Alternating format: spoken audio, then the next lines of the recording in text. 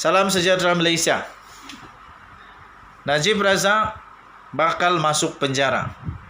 Sekarang saya berfikirlah, adakah apa yang Najib Razak rasa sekarang ini sama dengan Anwar Ibrahim rasa? Anwar Ibrahim pernah cerita pengalamannya bagaimana keadaan dia di penjara. Dan juga kalau saya tak silap, bekas Menteri Besar Selangor Muhammad Kirtoyo juga pernah mengongsikan bagaimana perasaan berada di penjara. Mereka juga adalah orang-orang yang memang sudah banyak berjasa kepada negara Malaysia. Sama saja dengan Najib Razak. Rakyat Malaysia biasa, tetap rakyat Malaysia. Semua ada jasa kepada negara Malaysia. Jadi kalau orang kata tak adil kerana Najib ada jasa, mereka pun ada jasa. Salah tetap salah. Anwar Ibrahim pernah mengongsikan bagaimana perasaannya di mahkamah di penjara. Dia kongsi bagaimana dia menghabiskan masa dengan membaca buku. Jadi selepas ini kalau Najib Razak memang suka membaca buku seperti Anwar Ibrahim, inilah masanya untuk membaca buku. Mungkin lebih baik lagi, lebih hebat, lebih mantap, lebih menarik kalau Najib Razak menulis buku dalam penjara, perjalanan hidupnya. Tapi bezanya Anwar Ibrahim dengan Najib Razak, Anwar Ibrahim hanya ada pertuduhan satu saja atau beberapa saja waktu itu. Najib Razak pertuduhannya banyak betul, kesnya banyak betul terlampau. Kalau disambung, aduh. Saya risau kalau Najib Razak tidak sempat lagi untuk menjadi ahli parlimen semula. Sebab ini baru SRC International 12 tahun. Umur dia sekarang dah 60 tahun. Sudah 60 tahun. Kalau 12 tahun sudah 72 tahun. Andai saja umur dia 60 tahun. Contoh saja, kalau umur dia 60 tahun sekarang, dia keluar nanti 72 tahun.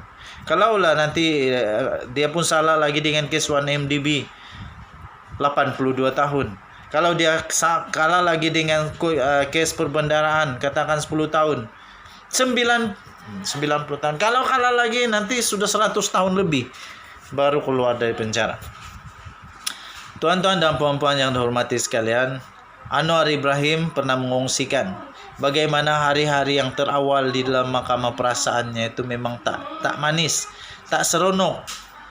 Najib Razak berkongsi bahawa dia rasa kesepian. Tapi saya percaya Anwar Ibrahim pernah merasa lebih kesepian apabila dia berada dalam penjara. Meninggalkan istri dan anak-anak, masuk penjara. Jadi sekarang adil lah. Najib Razak jangan terlalu sedih. Ini semua perjalanan takdir kamu kan. Tapi pada saya ini bukan takdir semata-mata, tetapi ini adalah pilihan. Dah pilih buat begitu, sedia dengan konsekuensi, sedia dengan apa yang disebut sebagai akibat. Okey, jadi begitu juga dengan pemimpin negara yang lain juga.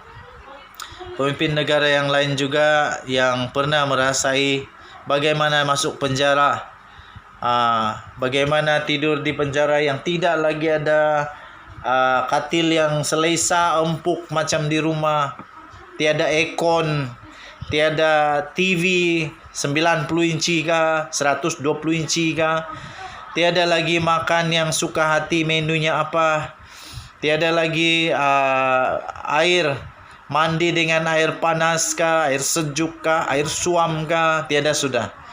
Tiada lagi breakfast yang boleh pilih apa yang mau. Tiada lagi boleh memilih baju apa mau pakai pagi, baju apa mau pakai petang, baju apa mau pakai malam. Tiada lagi.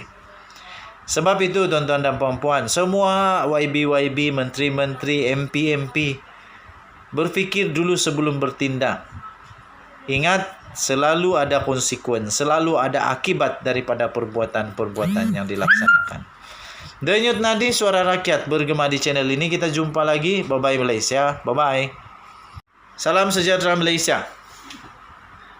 Najib Razak bakal masuk penjara. Sekarang saya berfikirlah, adakah apa yang Najib Razak rasa sekarang ini sama dengan Anwar Ibrahim rasa? Anwar Ibrahim pernah cerita pengalamannya bagaimana keadaan dia di penjara. Dan juga kalau saya tak silap, bekas Menteri Besar Selangor Muhammad Kirtoyo juga pernah mengongsikan bagaimana perasaan berada di penjara. Mereka juga adalah orang-orang yang memang sudah banyak berjasa kepada negara Malaysia. Sama saja dengan Najib Razak. Rakyat Malaysia biasa, tetap rakyat Malaysia. Semua ada jasa kepada negara Malaysia. Jadi kalau orang kata tak adil kerana Najib ada jasa, mereka pun ada jasa. Salah tetap salah. Anwar Ibrahim pernah mengongsikan bagaimana perasaannya di mahkamah di penjara. Dia kongsi bagaimana dia menghabiskan masa dengan membaca buku. Jadi selepas ini kalau Najib Razak memang suka membaca buku seperti Anwar Ibrahim, inilah masanya untuk membaca buku. Mungkin lebih baik lagi, lebih hebat, lebih mantap, lebih menarik kalau Najib Razak menulis buku dalam penjara, perjalanan hidupnya.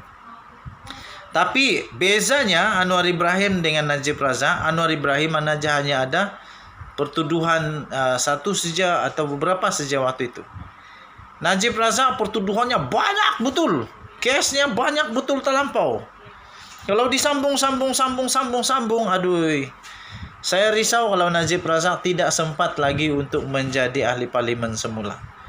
Sebab ini baru SRC International 12 tahun.